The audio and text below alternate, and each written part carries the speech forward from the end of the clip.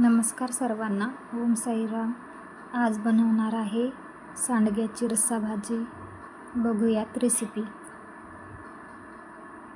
1 वाटी सांडगे घेतले आहे.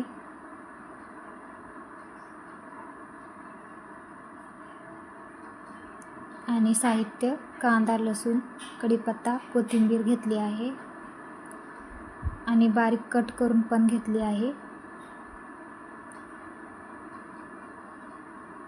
नंतर हळद, तिखट, मीठ, धने पावडर आणि काळा मसाला घेतला आहे. कढई तापत ठेवली आहे.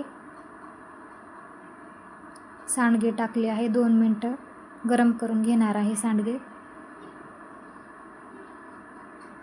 परत तेल टाकलं आहे. फोडणी द्यायची आहे. जिरे टाकले आहे. मोहरी टाकली आहे.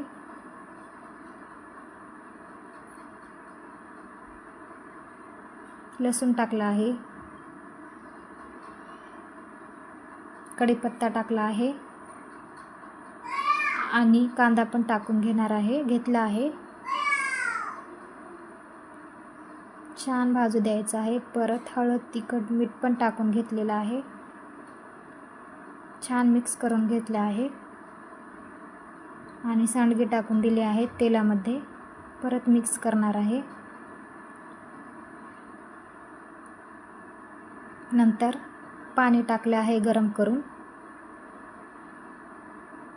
कोथिंबीर टाकली आहे. 5 मिनिटे शिजून घ्यायचं आहे. तयार आहे सांडग्याची भाजी. धन्यवाद.